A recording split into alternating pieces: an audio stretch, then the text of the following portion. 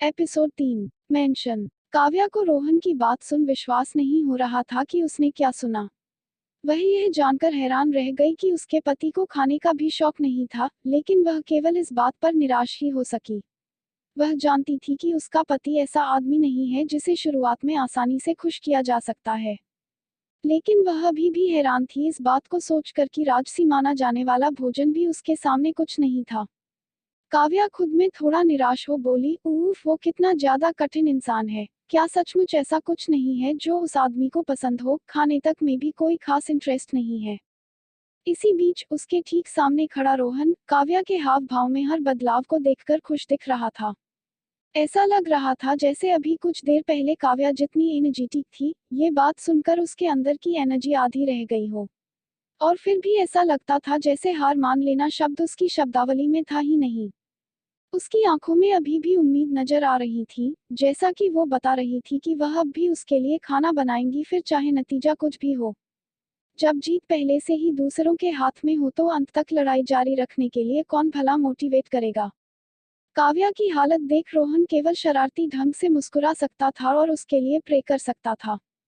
Miss Kavya, जिस तरह से मेरे दोस्त को किसी भी खाने में कोई इंटरेस्ट नहीं है, आपको देखकर लग रहा है कि आप फिर भी उसके लिए खाना बनाएंगी क्योंकि आप हार नहीं मानने वालों में से है, तो इसमें किसकी जीत होगी ये देखना काफी दिलचस्प रहने वाला है।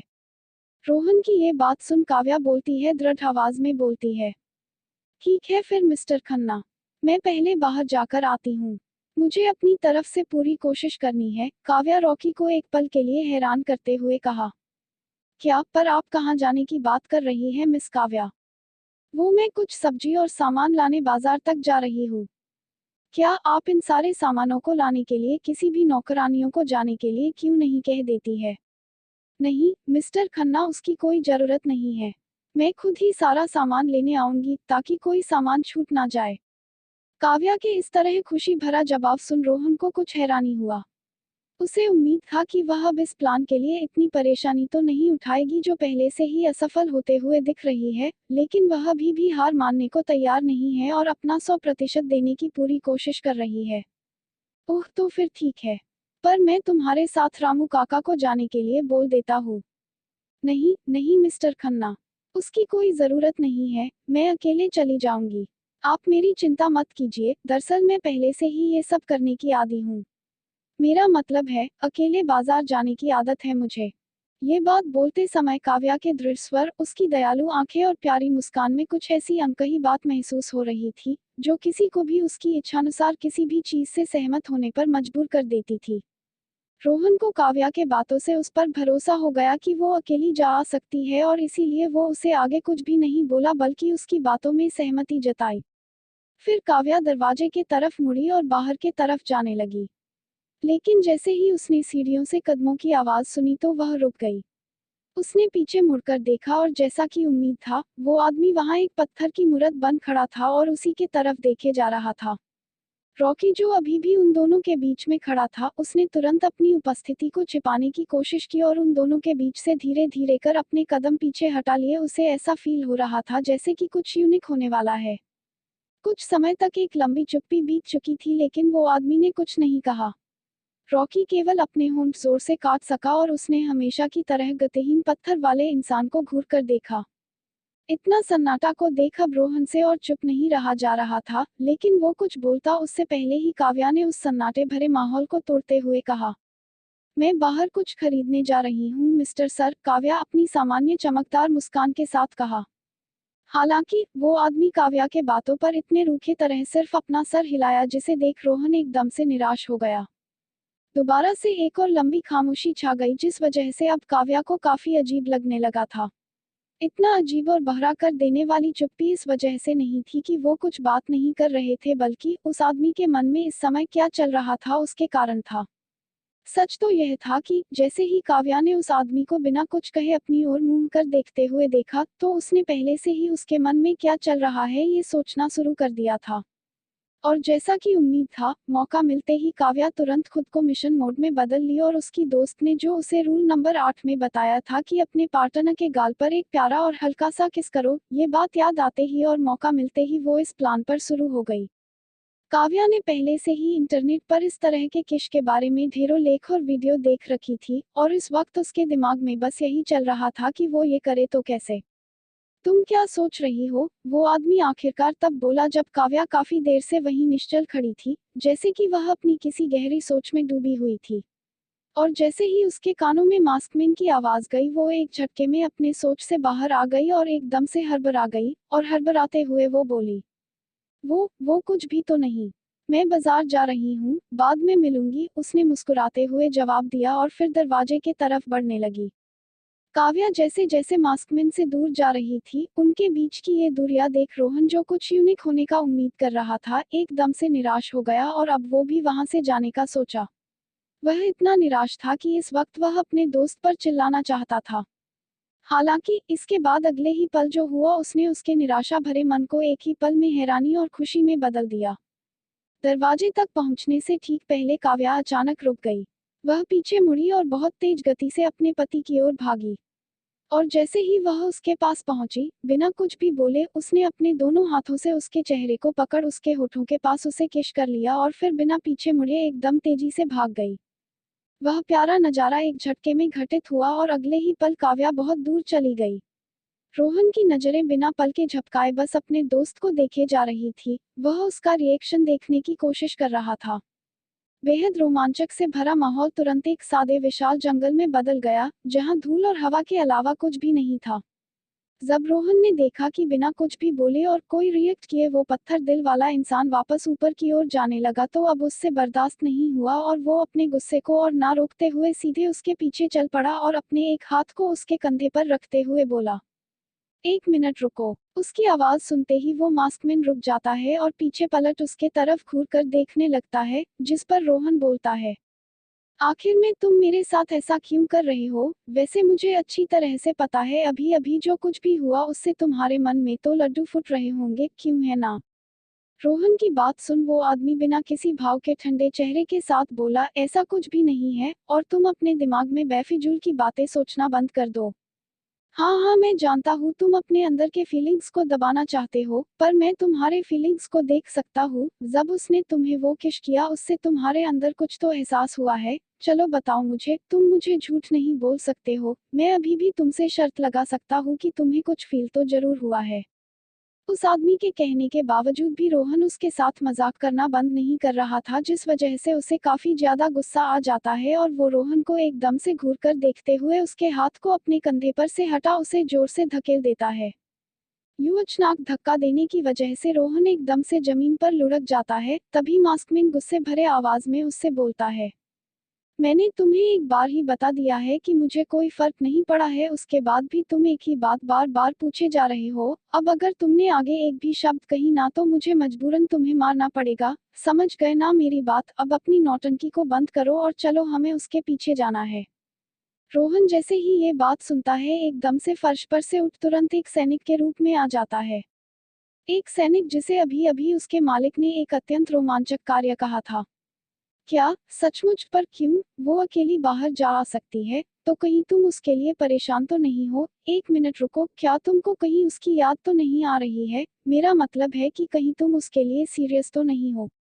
रोहन वापस से उसी ट्रैक पर फिर से चलने लगा, जिसे सुन वह बोला, चुप रहो वरना तुम नहीं रहोगे।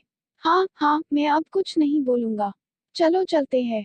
इधर काव्या अभी भी अपने होठों को जोर से काट रही थी, क्योंकि जिस पल उसने अपने पति को चूमा, उस समय उसके पूरे शरीर में एक अलग सी गर्मी महसूस हुई। उसे ऐसा महसूस हुआ जैसे उसका पूरा शरीर धधकते हुए लाल रंग की तरह लाल हो गया हो। उसका सिर चकरा गया। वह विश्वास नहीं कर पा रही थी कि यह सब सिर्फ एक साधारण किश के कारण था, जो होठों पर भी नहीं था। हे भगवान, ये मुझे क्या हो रहा है? वह तो बस मैंने एक नॉर्मली किश किया था उन्हें, और उसकी वजह से मेरा पूरा शरीर जल रहा है। काव्या को खुद को शांत करने में बहुत ज्यादा कठिनाई हो रही थी। वो खुद को स्थिर नहीं कर पा रही थी। वह अपने इस प्लान में सफल तो हुई, लेकिन उसका गलत अनुमान उसका अपना ही रिएक्शन था। उसे खुद को ऐसा कुछ फील होगा, उसने कभी उम्मीद भी नहीं कर रखी थी। ऊपर से अपने रहस्यमय पति के ऊपर उस किस का कोई असर हुआ भी या नहीं, उस बात को लेकर अलग ही परेशान थी। वह ये बात अब भी नहीं हजम कर पा रही थी कि वह उस किश के बाद इतनी तेजी से क्यों भाग गई। वो उस आदमी से नजरें क्यों नहीं मिला पा रही थी। उसे अब अपने दोस्त रवीना पर बहुत गुस्सा आ रहा था जिसने उसे इतना घटिया किश वाला आइडिया दिया था। ओह, अब वो आदमी मुझे पागल बना रहा है। मैं जल्द ही पागल बनने वाली हूँ। काव्या ये सारी बातें बाजार के साइड में खड़ी खुद में बोले जा रही थी, तभी उसे एक आवाज सुनाई दी। मिस, हम यहीं हैं। टैक्सी ड्राइवर की आवाज ने उसे चौंका दिया और जैसे ही वह वापस अपने सोच की दुनिया से बाहर निकली, सामने बाजार देख उसे याद आया कि उसे सामान भी खरीदना है। फिर वो अपने सामने वाले भीड़ भाड़ वाले जगह के तरफ चली गई। इधर वो आदमी और रॉकी एक बड़ी से काली गाड़ी में बैठे हुए बस कार के खिड़की से बाहर की ओर झांक रहे थे। उनकी कार बाजार से कुछ दूर सड़क के दूसरे किनारे पर रुकी हुई थी। काफी देर से वो दोनों बस इसी तरह बाहर की ओर झांक रहे थे जिससे रोहन अब ऊब चुका था, इसीलिए वो बोला, अगर हम इसी तरह उससे इतनी दूरी पर बैठे रहेंगे तो हमारे यहाँ पर आने का क्या मतलब है। रॉकी की आवाज में बोरियत के अलावा और कुछ नहीं था क्योंकि उस आदमी का चेहरा कार की खिड़की से चिपका हुआ था, जबकि उसकी अलसाई आंखें सड़क के उस पार भीड़ भाड़ वाली जगह पर फोकस की हुई थी। कैसा रहेगा कि तुम यहीं रुको और मैं जाकर उसे देखूं। रॉकी बोलना जारी रखते हुए ये बात कहता है, लेकिन मास्कमैन ने तुरंत उसे बहुत तीखी नजरों से जवाब दिया, मानो वह उसे बता रहा हो कि जैसे ही वह कार से बाहर निकलेगा उसके पैर तोड़ दिए जाएंगे। जिससे रॉकी का चेहरा बेहद उब गया। हालांकि वह एक गहरी और निराशा छोड़ते हुए बोरियत से वहीं बैठा रहा। लेकिन कुछ मिनटों के बाद रॉकी ज्यादा देर तक अपना मुंह बंद नहीं रख सका और वापस से बोला, क्या तुम सचमुच में यहीं पर बैठे हुए उसका वेट करते रहोगे। दोस्त देखो, जब भी कोई लड़कियां या फिर औरतें कोई खरीदारी के लिए जाती हैं तो उन्हें हमेशा से ही समय लग जाता है, ठीक है। और फिर जब तुम यहाँ पर से उस पर नजर रख ही रहे हो तो क्यों ना मैं अंदर जाकर चोरी छुपे उस पर नजर रखता हूँ और उसका एक वीडियो बना लेता हूँ, हो सकता है आगे कोई काम आ जाए। रॉकी की बेतुकी भरी बातें सुन वो आदमी बोल पड़ता है, उसकी कोई जरूरत नहीं है। उफ, पर एक बार मेरी बात तो सुनो। पर रॉकी आगे कुछ कह पाता उससे पहले ही वो आदमी उसे चुप करा देता है, उसके बाद वो कुछ नहीं बोल पाया। ऐसा इसलिए हुआ क्योंकि मास्कमैन ने अचानक अपना फोन उठाया और काव्या का कुछ लाइव वीडियो जो वो सब्जी वाले से खुशी से सब्जी ले रही होती है, वो रॉकी को दिखा देता है। वो वीडियो देखते ही रॉकी हैरानी से पूछता है, पर तुमने उसके पीछे किसे भेजा है। आदित्य को। जैसे ही रॉकी उस लड़के का नाम सुनता है वो थोड़ा कंफ्यूज हो पूछता है, पर मेरे बजाय वह लड़का क्यों। रॉकी अपने भूरे बालों को खींचते हुए इतना निराश लग रहा था जैसे कि वह एक बच्चा था जो अपने प्राइमरी स्कूल के किसी नाटक में वह भूमिका पाने में विफल रहा जो वह चाहता था, जबकि मास्कमैन ने उसे पूरी तरह से नजरअंदाज कर दिया क्योंकि वह अपने फोन पर काव्या को देख रहा था। करीब 1 घंटे के बाद रॉकी पहले से ही अपने गुस्से के चरम सीमा पर था और फटने ही वाला था, लेकिन तभी मास्कमैन ने आखिरकार अपना फोन रख दिया और बिना किसी भाव के खिड़की से बाहर देखा। रॉकी भी एकदम से खिड़की के बाहर देखने लगा जैसे कि उसकी बोरियत तुरंत गायब हो गई। आम लोगों के तरह ही काव्या अपने हाथों में सब्जियों की बैग लिए चल रही थी। उसके लंबे काले रेशमी बाल बंधे हुए थे और वह पूरी तरह से सिंपल थी, लेकिन फिर भी उसके आसपास के लोग उसे घूरने से खुद को रोक नहीं पा रहे थे, जैसे कि शोरगुल वाले बाजार के बीच अचानक कोई देवी प्रकट हो गई हो। उसकी दूध जैसी गोरी चमड़ी सूरज के नीचे और भी अधिक सफेद चमक रही थी, जिससे ऐसा लग रहा था जैसे वह बाजार में खोई हुई बर्फ की सफेद रंग हो। उसे देखकर रॉकी को एक ताजगी महसूस हुई क्योंकि इतने देर से वो जिस इंसान के साथ बैठा हुआ था उस वजह से वो बिल्कुल ही सुस्त हो चुका था। काव्या एकदम बेफिक्र सब्जियां का थैला हाथ में लिए चले जा रही थी, तभी कुछ बदमाश लड़के अचानक से उसे चारों तरफ से आकर घेर लेते हैं और अपनी गंदी नजर उसके शरीर पर डालते हुए उसे परेशान करने की कोशिश करने लगते हैं। उन बदमाशों में से एक बोल पड़ता है, अरे ओ मैडम, इतनी तेज धूप में इस नाजुक हाथों से इतने भारी थैले क्यों उठा रखे हैं, लाओ हमें दे दो, हम तुम्हें तुम्हारे घर तक छोड़ देते हैं।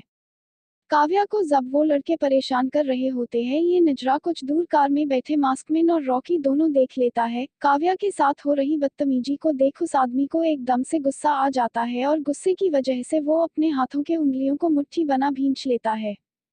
लेकिन रॉकी उससे ये सब अब और नहीं देखा जा रहा था और जैसे ही वो कार से उतर काव्या की मदद करने जाने वाला था वो एकदम से रुक गया और अपने बगल में बैठे उस भावहीन व्यक्ति को देखने लगा। जैसे ही रॉकी अपने दोस्त के चेहरे पर एक गुस्से का अंश देखता है उसका सारा का सारा गुस्सा शांत हो जाता है और वो हल्के से मुस्कुराते हुए वहीं बैठे हुए रहता है। क्योंकि वो ये सोचकर खुश हो रहा था कि आज पहली बार था जब उस ठंडे इंसान के चेहरे पर कोई रिएक्शन था, वो भी उस लड़की के लिए। इधर वो बदमाश लड़के काव्या को परेशान करना बंद नहीं कर रहे थे, लेकिन फिर भी काव्या किसी तरह से वहां से चुपचाप निकलने की कोशिश कर रही थी। तभी काव्या को अचानक बहुत ज्यादा गुस्सा आ गया और उसकी चमकीली आंखें गुस्से से लाल हो गईं, क्योंकि लगातार वो लड़के उसका पीछा किए जा रहे थे, जो काव्या की बात सुनने को तैयार नहीं थे। काव्या उनसे बचकर भागने की कोशिश कर ही रही थी कि तभी उनमें से एक लड़का एक बूढ़ी औरत से टकरा गया।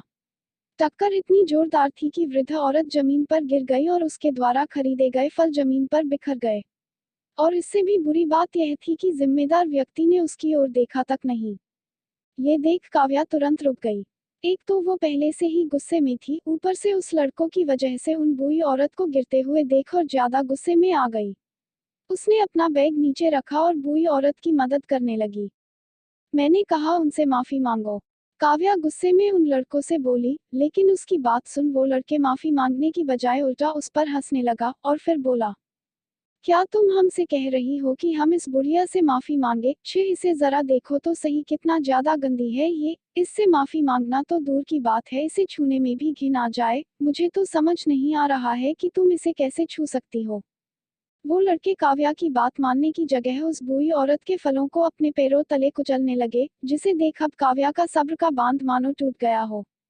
तभी आदित्य, जो काव्या का छिपकर पीछा कर रहा था, उसे मुसीबत में पड़े देख अभी सोच ही रहा था कि वो आ गया उन लड़कों की खूब धुलाई करे, लेकिन उसकी आंखें तब खुली की खुली रह गई जब उसके आंखों के सामने का नजारा अचानक से बदल गया।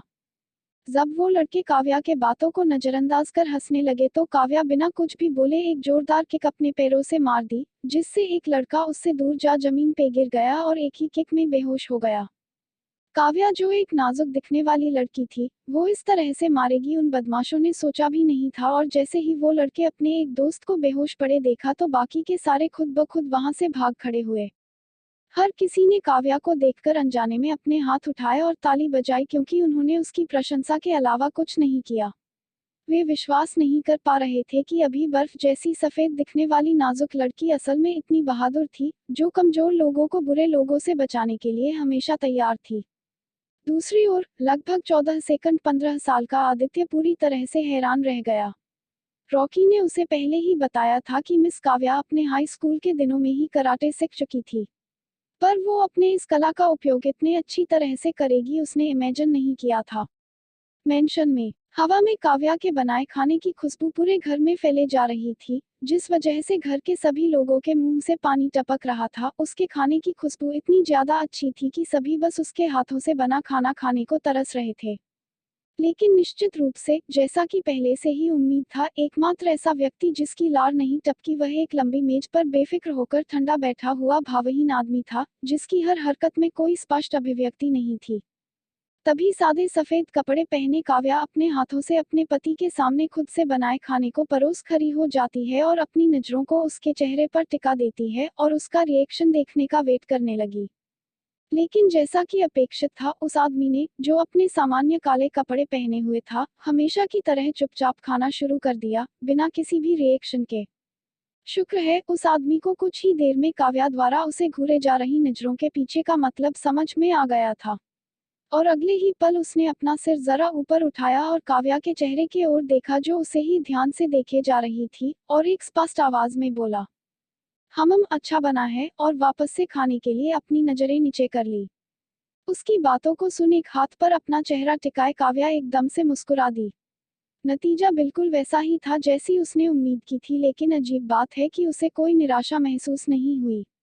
उसे ऐसा महसूस हुआ मानो वह इस बात से खुश थी कि वह कम से कम वह खाना खा रहा है जो उसने उसके लिए बड़े मन से बनाया था। तभी वह थोड़ा मुस्कुराते हुए पूछी, मिस्टर सर, क्या अगर मैं अब से आपके लिए खाना बनाऊं तो आपको कोई प्रॉब्लम तो नहीं होगी ना? काव्या की बात सुन मास्कमैन अपना चेहरा उसके तरफ करते हुए एक शब्द बोलता है, पर क्यों? अपने पति की बात सुन काव्या मन ही मन चिढ़ते हुए बोली, उफ, ये क्या बात हुई? अब क्या मुझे इनके लिए खाना बनाने के लिए कोई रीजन चाहिए?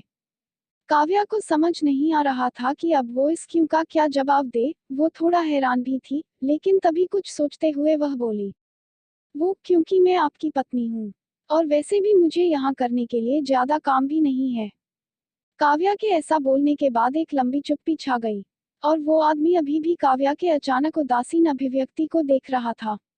निसंदेह यह लगभग एक ऐसी बात थी जिस पर किसी का ध्यान नहीं जाना चाहिए था, लेकिन मास्कमैन के सामने यह बात बिल्कुल स्पष्ट था। वह यह भी बता सकता है कि जब उसने कहा उसके पास करने के लिए ज्यादा काम नहीं है तो उसकी आवाज थोड़ी लड़खड़ा गई थी। तो क्या तुम यहाँ बोर हो रही हो? नहीं नहीं, वो मेरा मतलब। काव्या आगे कुछ भी नहीं बोल पाई। उसे उम्मीद नहीं थी कि वह आदमी उससे ऐसा सवाल पूछेगा। उसे उम्मीद नहीं थी कि वह उस भावना को आसानी से समझ पाएगा जिसे वह अपने अंदर दबाए हुई रह रही है।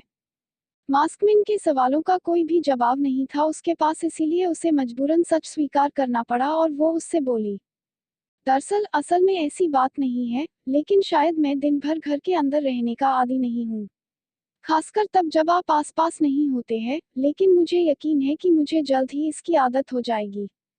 तो तुम क्या करना चाहती हो? काव्या को उस आदमी के बातों का मतलब समझ में नहीं आया और फिर वो उस आदमी को अभी तक समझ भी तो नहीं पाई थी, इसीलिए वो उसके सामने अभी कुछ बोलने से खुद को रोक लेती है और बस उसके चेहरे को देखती रह जाती है। तभी वो बोल पड़ता है, यदि तुम चाहो तो तुम अभी भी अपने सपने को पूरा कर सकती हो। जैसे ही मास्कमैन के मुंह से ये शब्द निकले, काव्या अचानक खड़ी हो गई, जैसे कि उसे विश्वास ही नहीं हो रहा हो कि उसने अभी अभी क्या कहा। उसका मुंह खुला का खुला रह गया और उसने हैरानी भरी आंखों से मास्कमैन को देखा। जिस वक्त उसने उस शादी के बॉन्ड पर सिग्नेचर किए, उसने पहले ही न केवल अपना शरीर बल्कि अपना भविष्य और अपना सपना भी त्याग दिया था। वह जानती थी कि अब वह खुद पर अपना स्वामित्व नहीं रखती है, इसलिए उसने अपनी सारी इच्छाएं दफना दी और भगवान जी से यही प्रार्थना करी कि समय के साथ वो अपनी सारे सपने, सारी इच्छाएं भूल जाए। और फिर आज उसने जो बोला वह क्या है? दूसरी ओर वो आदमी केवल काव्या का स्तब्ध चेहरा देखता रह गया। उसके लिए अविश्वास से भरा काव्या का अवाक चेहरा, उसकी चौड़ी आंखें और उसका खुला हुआ मुंह उसकी आंखों को कुछ अच्छे लग रहे थे। उसने मन में सोचा कि कभी कभार इस लड़की को आश्चर्यचकित करना उतना बुरा भी नहीं है। फिर बड़े ही दृढ़ स्वर में बोला, जब तक तुम मेरे नियम नहीं तोड़ोगी और जब तक तुम मेरे प्रति अपनी जिम्मेदारी को इम्पोर्टेंस देती रहोगी, तो तुम जो चाहो कर सकती हो। उसकी बातों से काव्या को अब भी विश्वास नहीं हो पा रहा था और वो एकदम रोबोट के तरह उस आदमी के आगे पीछे घूम घूम खुद को विश्वास दिलाने की कोशिश कर रही थी कि ये कोई सपना है या हकीकत, इसीलिए उसने खुद के गाल को चिकोटी भी काटी। यह सुनिश्चित करने के बाद कि वह सपना नहीं देख रही थी, वो अपने पति की ओर एक खूबसूरत चौड़ी मुस्कान के साथ देखी, जिसमें खुशी के अलावा कुछ नहीं था। जब मास्कमैन ने काव्या की वो प्यारी सी मुस्कान देखी तो उसे शायद बहुत अच्छा लगा। उस वक्त वो आदमी काव्या के चेहरे पर से अपनी आंखें नहीं हटा सका। उसे उम्मीद नहीं थी कि काव्या इतनी खुश होगी, वह केवल मन ही मन यह कह सकता था, तो यह है इसकी असली स्माइल जब वह असल में खुश होती है। हुँ। तभी काव्या झट से अपने पति के हाथ को पकड़ते हुए बोलती है, thank you so much mister sir. मैं कसम खाती हूँ कि मेरा सपना आपके बाद दूसरा होगा। आप हमेशा मेरी प्राथमिकता रहेंगे, मैं आपसे प्रॉमिस करती हूँ। काव्या के रिएक्शन से मास्कमैन स्तब्ध रह गया, उसके मन में लगभग ऐसा फील हुआ मानो एक क्षण के लिए वह रुक गया हो। उसे उन शब्दों की बिल्कुल भी उम्मीद नहीं थी जो उसने अभी कहे थे, मानो वे शब्द ही काफी थे उस पर यकीन करने के लिए। काव्या ने चुपचाप अपने पति का हाथ उठाया और अपनी आंखें बंद करके उसके हाथ को ऐसे चूमी जैसे कि वह परियों की दुनिया का एक सौम्य राजकुमार था और वो खुद उस राजकुमार की प्रिय राजकुमारी थी। काव्या के ऐसा करने से मास्कमैन अवाक रह गया। जैसे ही काव्या के गर्म होंठ उसके हाथ पर पड़े, उसे ऐसा लगा जैसे उसे कट लग गया हो। Kitchen, dining table. इसी बीच उस सीन को अपनी आंखों से देखने के बाद एक लड़का फर्श पर बैठ गया। वो अपने मोबाइल से उस मोमेंट को कैद कर लिया। उसे उन दोनों को उस तरह देख बहुत हंसी आ रही थी, पर वो किसी तरह से अपने मुंह को दबाए हंसी रोकने की कोशिश किए जा रहा था, ताकि उनका ये पल बीच में ही बाधित ना हो जाए। वह लड़का कल्पना भी नहीं कर सकता था कि मास्कमैन इस समय किस हैरानगी में है। ऐसा इसलिए था क्योंकि वह भी, जो काव्या पहले उसे किश्की थी, वो देख काफी अवाक रह गया था और वापस से दोबारा ये सब, ओह गॉड काव्या मैडम, आखिर आप क्या करने की कोशिश कर रही हैं? आपके इस तरह के झटकों से कहीं हमारे सर फाइनली घायल ना हो जाए। इधर किचन के सामने वाले दरवाजे पर खड़ा रॉकी भी ये नजारा देख रहा था। रॉकी बहुत खुश था, उसे उम्मीद नहीं थी कि काव्या अचानक खुद को एक सौम्य राजकुमारी में बदल लेगी। कुछ क्षणों के बाद वह लड़का किसी तरह खुद की हंसी को रोकते हुए उठकर खड़ा हो गया, लेकिन गलती से उसका हाथ एक कांच के गिलास से जा टकराया, जिस वजह से वो फर्श पर गिर गया और गिलास टूटने के साथ काफी तेज आवाज भी किया। उस आवाज की वजह से काव्या और उसका रहस्यमय पति दोनों एकदम से होश में आ गए। काव्या और उस आदमी ने तुरंत अपना सिर उस ओर घुमाया जहां से आवाज आ रही थी, और तभी उनकी नजर सामने खिड़की के पास खड़े एक लड़के पर जा पड़ती है। उसे वहां अचानक से खड़ा देख काव्या एकदम से बोल पड़ती है, भूत भूत, मम्मी बचाओ, वहां पर भूत है। काव्या ने जैसे ही उसे देखा, वह चिल्ला उठी। उसने तुरंत अपना सिर दूसरी ओर घुमा लिया और उसे लगा कि उसने अभी अभी एक भूत देखा है। ऐसा इसलिए था क्योंकि उसे यकीन था कि किचन में उस दोनों के सिवा पहले कोई भी नहीं था। उसे यकीन था कि वह और मास्कमैन पूरे समय रसोई में अकेले ही थे, और जहां तक उसे याद है, उस वक्त के बाद से ना तो कोई अंदर आया है और ना ही बाहर गया है, क्योंकि किचन का सिर्फ एक ही दरवाजा था और वो उसके सामने ही था, जहां पर मिस्टर खन्ना केवल खड़े थे। काव्या के हद से ज्यादा डरने की वजह से उसका पूरा शरीर कांप रहा था, मानो वह अंटार्कटिका के जमे हुए पानी में गिर गई हो। उसकी बड़ी बड़ी आंखें लंबी मेज के ठीक सामने बैठे उस आदमी पर पड़ी। जैसे ही वो उसे देखी, वो झट से नीचे अपने घुटनों के बल बैठ गई और तेजी में टेबल के नीचे घुस उस आदमी के जांघ से चिपक गई। काव्या के ऐसा करने से वो आदमी एकदम से हड़बड़ा गया। काव्या के कांपते शरीर को जब उसने महसूस किया तो उसे एक पल को ऐसा लगा कि उसे इस हालत में लाने वालों को मार डाले। लेकिन इस वक्त काव्या को इतना ज्यादा डरे हुए देख वो अपने गुस्से को साइड में रखकर उसे अड़ह से थोड़ा राहत देने के लिए उसके सर पर अपना हाथ रख सहलाने लगता है और उससे बोलता है, मिस काव्या, यह कोई भूत नहीं है, यह तो आदित्य है। उसने काव्या के बालों को सहलाते हुए कहा, जरा अपनी आंखों खोलकर देखो तो। मास्कमैन की बातें सुनकर काव्या ने खुद को होश में आने के लिए मजबूर किया। वह जानती थी कि उसकी रिएक्शन काफी बचकाना और बेवकूफों जैसा था, पर वो चाहकर भी अपने आप को डरने से नहीं रोक सकी, क्योंकि जब बात भूत प्रेतों की आती है तो वो हद से ज्यादा अड़ जाती है, उसका दिमाग बिल्कुल भी काम नहीं करता है। थोड़ी देर के बाद काव्या ने मास्कमैन के जांघ को छोड़े बिना अपना सिर उठाया और धीरे धीरे मेज से ऊपर अपनी आंखें खोलकर देखने लगी। आंखों के सामने उसे कोई भूत नहीं बल्कि एक लड़का दिखाई दिया, और यही वो लड़का था जिसे अभी अभी उसने भूत समझा था। वह कोई भूत नहीं बल्कि एक हैंडसम लड़का था। वह वही लड़का था जिसके हाथ में उस दिन लाल गुलाब के फूल थे, जिससे वह इस घर में आने के पहले दिन मिली थी। इसके बाद वो लड़का तुरंत काव्या के तरफ बढ़ा और कई बार उससे माफी मांगते हुए बोला, मुझे बहुत अफसोस है काव्या मैडम, मैंने आपको डरा दिया, मुझे सचमुच इस बात का अफसोस है। मुझे माफ कर दीजिए। उसने बार बार माफी मांगी, जिससे काव्या को थोड़ा दोषी महसूस हुआ। फिर उसने खुद को शांत होने और अपने डर को भूलने के लिए खुद को मजबूर किया, और आदित्य से बोली, नहीं नहीं, इसमें तुम्हारी कोई भी गलती नहीं थी। यह मेरी गलती है, मैं ही बहुत जल्दी डर जाती हूँ। आदित्य काव्या को अड़ा से बाहर निकलाने की कोशिश कर रहा था, पर काव्या अब भी उस मास्कमैन के जांघ से ही चिपकी हुई बैठी थी। ऐसा इसलिए था क्योंकि वह अभी भी थोड़ी डरी हुई थी। हालांकि उसे अभी भी संदेह था कि उसके सामने वाला लड़का शारीरिक रूप से एक इंसान है भी या नहीं, क्योंकि उसे यकीन था कि जब पहले उसने किचन में चारों तरफ देखा था तो उसे वो वहां नहीं दिखा था, और अगर वह भूत नहीं है तो वो अंदर कब आया, क्योंकि दरवाजे पर तो मिस्टर खन्ना खड़े ही थे। वह खुद को ये बात समझाने की कोशिश कर रही थी कि ये सब बस उसके मन का वहम है। तभी वो आदमी काव्या से बोलता है, अगर तुम्हें अभी भी कोई संदेह है तो तुम उसे छूकर अपना शक दूर कर सकती हो। उस आदमी की बात सुन काव्या ने अचानक अपना सिर उठाया और उस आदमी को घूरने लगी। वह तुरंत गुस्से में आ गई, जैसे उसे विश्वास नहीं हो रहा हो कि उसने अभी क्या कहा। उसकी बातों को सुन काव्या को और ज्यादा झटका सा लग गया। ऐसा इसलिए था क्योंकि वह आदमी ऐसा लग रहा था जैसे वह सब कुछ सुन सकता है जो काव्या ने शब्दों में नहीं कहा है, जैसे कि वह उसके मन को देख सकता है और उसकी आंतरिक आवाजों को सुन सकता है। आह, आप भी प्लीज, अब आप मुझे मत डराइए, उसने नम आंखों से विनती की। जिससे वो मास्कमैन तुरंत खुदे सोचने लगा, मैंने कब उसे डराया। तभी रॉकी मुस्कुराते हुए दरवाजे से अंदर आते हुए कुछ बोलता उससे पहले ही वो चुप हो गया।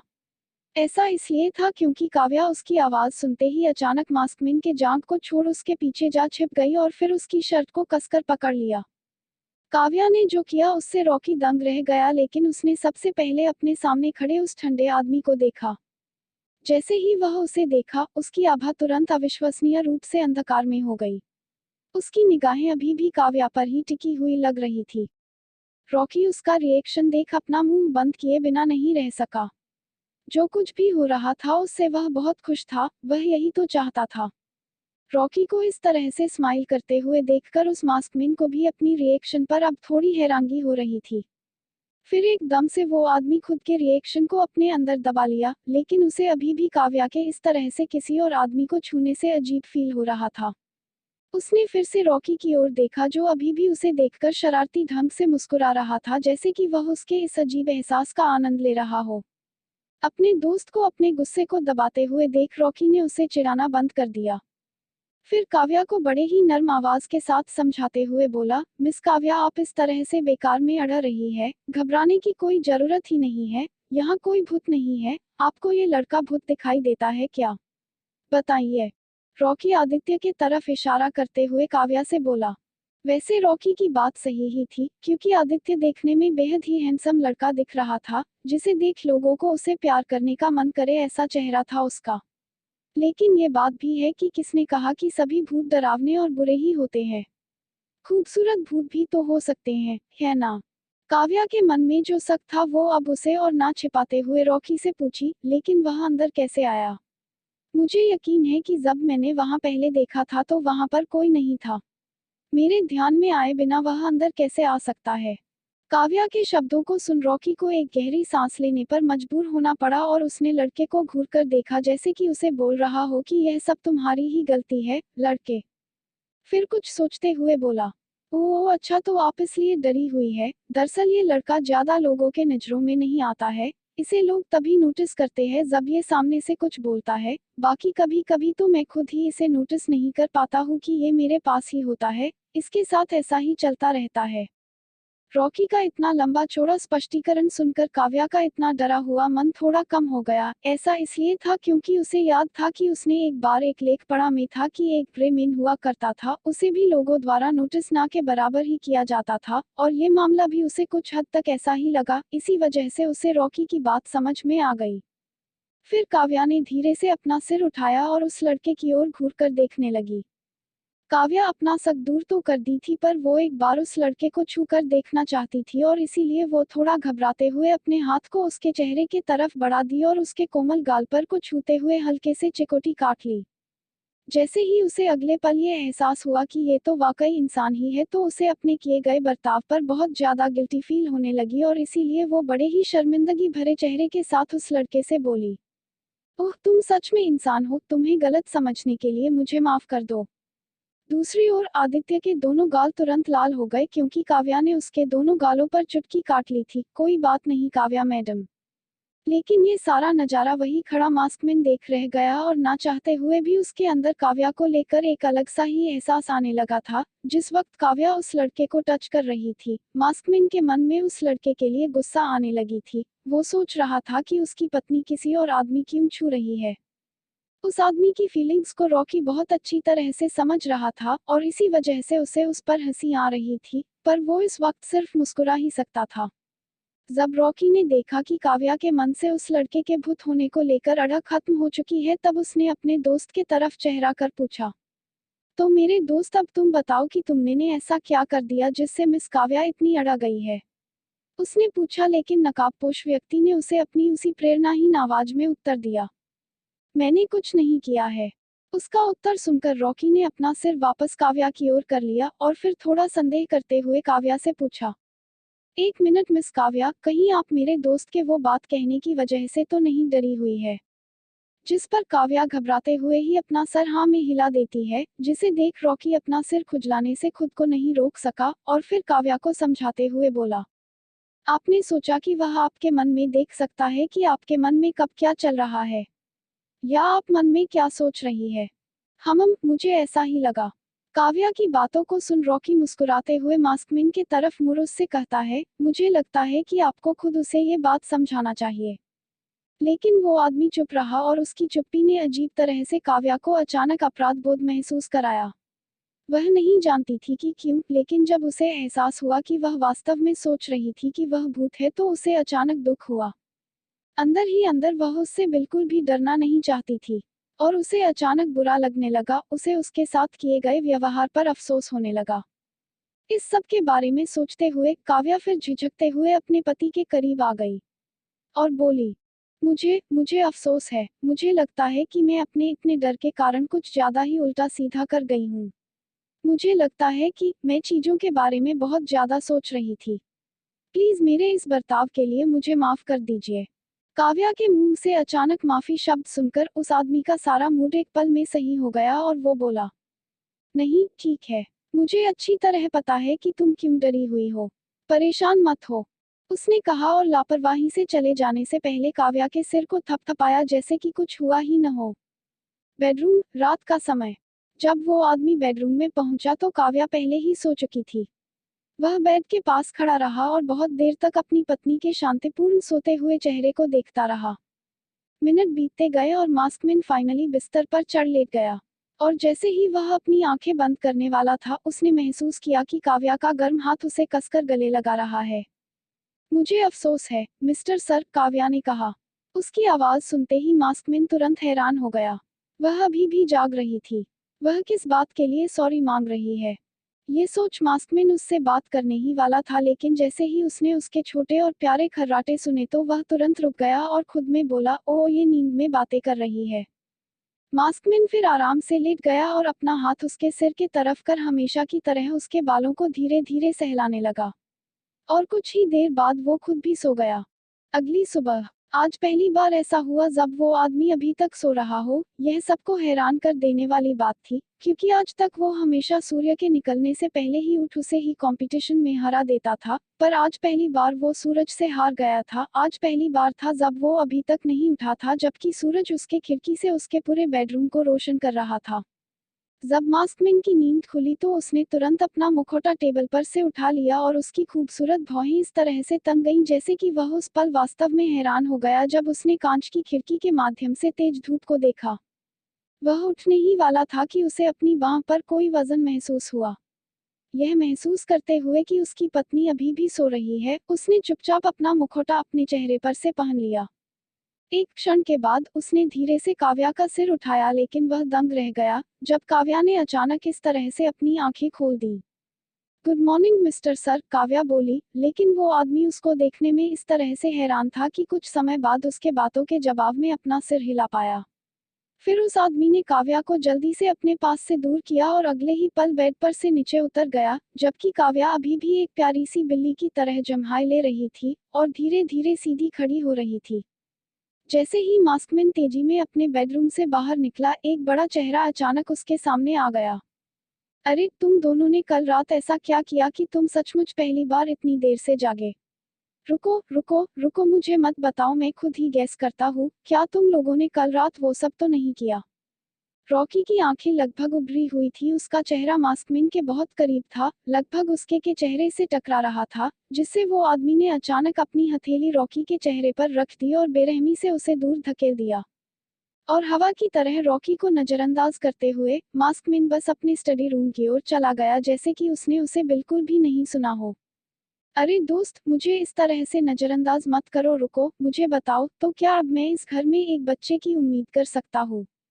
रॉकी मास्कमैन के पीछे पीछे चले जा रहा था और उसका मजा लिए जा रहा था, तभी मास्कमैन स्टडी रूम के अंदर जा उसके मुंह पर दरवाजा बंद कर देता है। हालांकि रॉकी की शरारती मुस्कान कम नहीं हुई, भले ही वह पहले से ही ये बात जानता है कि वास्तव में दोनों के बीच कुछ भी ऐसा वैसा नहीं हुआ था। रॉकी अपने दोस्त को चिढ़ाने का आनंद ले रहा था, क्योंकि वो इस वक्त एक इंसानी रूप में था, वरना अगर वो एक बार शैतान के रूप में आ जाता है तो फिर वह उसे परेशान नहीं कर सकता है। कुछ मिनट बाद मास्कमैन अपने कपड़े बदल एक नया कपड़ा पहन लिया, जिसे देख ऐसा लग रहा था जैसे वो अपने जैसे ही किसी डरावने इंसान से मिलने वाला हो, और फिर स्टडी रूम से बाहर निकल गया। तभी उसी क्षण काव्या, जो अपने पति को नाश्ते के लिए बुलाने ही आई थी, उससे एकदम से जा टकराई। जैसे ही वो मास्कमैन से टकराई, वो दोनों एकदम से गिरते गिरते बचे, लेकिन उन दोनों की दूरियां बेहद ही नजदीकी में बदल गई। मास्कमैन और काव्या की आंखें बस एक दूसरे को देखे ही चली जा रही थी। उन दोनों का चेहरा इतना करीब था कि मास्कमैन को काव्या की तेजी से चल रही धड़कन की आवाजें आराम से सुनाई दे रही थी। वो पल कुछ वक्त के लिए बस उसी तरह थम गया था, लेकिन अगले ही पल काव्या ने अपने पति को जिस तरह तैयार देखा वो एकदम से घबराकर उससे दूर हट गई, क्योंकि मास्कमैन ने ऐसे कपड़े पहने हुए थे जैसे कि वो किसी राजघराने के रेड कार्पेट पर चलने वाला है। काव्या उसके उस रूप से घबरा गई और चुप हो गई। लेकिन शुक्र है 3 सेकंड से अधिक समय के बाद वह खुद को बोलने के लिए हिम्मत दे पाई और बोली, नाश्ता तैयार है मिस्टर सर। काव्या जब अपने पति से बोलती है कि नाश्ता तैयार हो चुका है, वो चलकर नाश्ता कर ले, तभी मास्कमैन उसे नाश्ते के लिए मना करने ही वाला होता है, लेकिन वो कुछ बोल पाए उससे पहले ही वहां पर रोहन तेजी में चलते हुए पहुंच जाता है और अपने दोस्त के बोलने से पहले ही झट से बोलता है, मिस काव्या आप आगे चलिए, हम आपके पीछे आते हैं, हमें कुछ जरूरी बात करनी है इससे। रोहन की बात सुन काव्या आगे कुछ नहीं बोलती है और आखिरी बार अपने पति के चेहरे को देखते हुए चुपचाप वहां से चली जाती है। जब काव्या वहां से पूरी तरह ओझल हो गई तब जाकर रोहन एक चैन की सांस लेते हुए मास्कमैन के थोड़ा पास चला जाता है और उससे कहता है, आप मिस काव्या को नाश्ते के लिए अभी मना करने वाले थे, पर क्यों? तुम्हें वो कितने प्यार के साथ नाश्ते पर बुलाने आई थी और तुम बिना उसके भाव को समझे उसे यूं ही मना कर रहे थे। तुम जानते हो कि वो अकेले कितनी ज्यादा बोर हो जाती है उस बेजान डाइनिंग टेबल पर बैठकर, आखिर में तुम उसके बारे में थोड़ा भी नहीं सोच सकते हो क्या? रोहन आगे कुछ भी बोल पाता उससे पहले ही मास्कमैन उसकी बातों को अनसुना कर उसके बगल से गुजर गया। उसे इस तरह बिना कुछ कहे रोहन जाते हुए देख सोचा शायद उसे उसकी एक भी बात समझ नहीं आई, पर अगले ही पल जैसे ही उसने देखा कि उसका दोस्त रसोई घर के तरफ जा रहा था तो उसकी खुशी का कोई ठिकाना ही नहीं रहता है। सच्चाई तो यह थी कि अपने दोस्त को पहले से ही तैयार देखकर रोहन समझ जाता है कि उसका दोस्त अब तुरंत बाहर जाने के लिए निकलने वाला है और इसीलिए वह बस उसे काव्या द्वारा बनाए गए नाश्ते को करके जाने के लिए मनाने की कोशिश कर रहा था। वैसे कई कारण और भी थे जिस वजह से रोहन नहीं चाहता था कि मास्कमैन बिना नाश्ता किए बाहर चला जाए।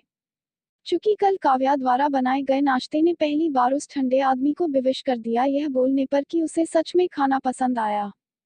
और रोहन यह नहीं चाहता था कि उसका दोस्त काव्या के हाथों से बने उसके पसंदीदा खाना को खाए बगैर चला जाए। कल जैसे ही वो नाश्ता कर अपने कमरे में चला गया था उसके बाद रोहन और आदित्य दोनों काव्या द्वारा बनाए गए नाश्ते पर टूट पड़े थे। आखिर में खाना बना ही इतना टेस्टी था, तभी रोहन ने भगवान जी को इस बात के लिए थैंक यू बोला कि कम से कम उसके दोस्त को खाने की पसंद के बारे में थोड़ी तो अक्ल आई। नाश्ते के बाद मास्कमैन तुरंत जाने के लिए आगे बढ़ा। अपने पति को इतनी जल्दबाजी में जाते हुए देख काव्या भी मेन गेट की ओर पूरे तेजी में उसके साथ चल दी। अब आप कब वापस आएंगे? उसने पूछा। उसके पूछने पर उस आदमी ने बस उसे एक शब्द में जवाब देते हुए बोला, कल।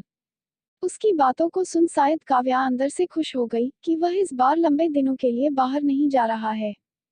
इसका एक कारण यह था कि काव्या को डर था कि जब वह फिर से गायब हो जाएगा तो उसने उसके साथ जो अपनापन वाला एक रिश्ता बनाया है उसे बनाए रखना मुश्किल हो जाएगा। और इससे भी बुरी बात यह थी कि उसने देखा कि जब भी वह घर आता है तो ऐसा लगता है जैसे उसने जितनी भी मेहनत कर उस आदमी को थोड़ा नर्म बनाया होता है वह वापस से पहले जैसा ही हो जाता है और एक बार फिर से उसे शुरू से मेहनत करनी पड़ जाती है। ओह मैं समझ गई, उसने सिर हिलाया और वह मास्कमैन को देखकर मुस्कुराई जैसे कि उसके एक शब्द के रिएक्शन ने उसे अंदर से खुश कर दिया हो। काव्या की अविश्वसनीय रूप से चमकदार आंखें और चमकदार चेहरा देखकर मास्कमैन ने सोचा कि ऐसा इसलिए हो सकता है क्योंकि उसे कल रात बहुत अच्छी नींद आई थी। ऐसा भी लग रहा था कि यही वजह थी कि वह खुद भी इतनी देर तक सोया रहा। ये सब सोचते हुए मास्कमैन वहीं पर रुक गया और काव्या के चेहरे को बस देखता रहा। काव्या भी बड़े ही मुस्कुराते हुए चेहरे के साथ उस आदमी के तरफ देखे जा रही थी। तभी कुछ पल रुककर वो आदमी काव्या से कहता है, मैंने कल जो कहा था उसके बारे में तुम जो चाहे वह कर सकती हो। अपने रहस्यमय पति के शब्दों को सुन काव्या मुस्कुराते हुए अपनी पलकें 3 बार झपका देती है और फिर बड़े ही मधुर आवाज में बोलती है, मैं अपनी तरफ से पूरी कोशिश करूंगी ताकि आपको कोई शिकायत का मौका ना मिले। काव्या के कहने पर वो आदमी उसे अच्छा ठीक है बोल अपना हाथ उसके सर पर रख हल्का सा उसके बालों को सहला देता है। जब भी वो आदमी ऐसा करता है काव्या को एक अलग सा ही एहसास महसूस होता है जिसे वो समझ तो नहीं पाती है पर शायद उसे ये अच्छा लगता है। वो आदमी जैसे ही मेन गेट से बाहर निकलने वाला होता है तभी काव्या पीछे से उसके हाथ को पकड़ खींच लेती है, और जैसे ही मास्कमैन उसके तरफ मुड़ता है, एक बार फिर से काव्या एकदम से अपनी दोनों आंखों को बंद कर उसके होठों पर जोर से किस कर लेती है और अगले ही पल वो पूरी तेजी के साथ दौड़कर वहां से भाग जाती है। काव्या के ऐसा करने से वो आदमी एक पल के लिए वहीं स्थिर खड़ा रहा, साथ ही वह काव्या को गायब होते देखकर हैरान भी हो गया। वह यह सोच रहा था कि जब भी उसकी पत्नी उसे चूमती है तो वह तुरंत भाग क्यों जाती है। ओह, एक और फ्लैश किस हो। कितना प्यारा नजारा था। जैसे ही मास्कमैन कार के अंदर बैठने वाला था, रॉकी उसे ये सब बोल परेशान करने ही वाला था कि तभी उस आदमी ने उसी पर अपने बातों से बम गिरा दिया। उसने कहा, हमें काफी देर हो गई है, और तुम तो जानते ही हो कि हम जहां जा रहे हैं वहां देर से पहुंचने का मतलब।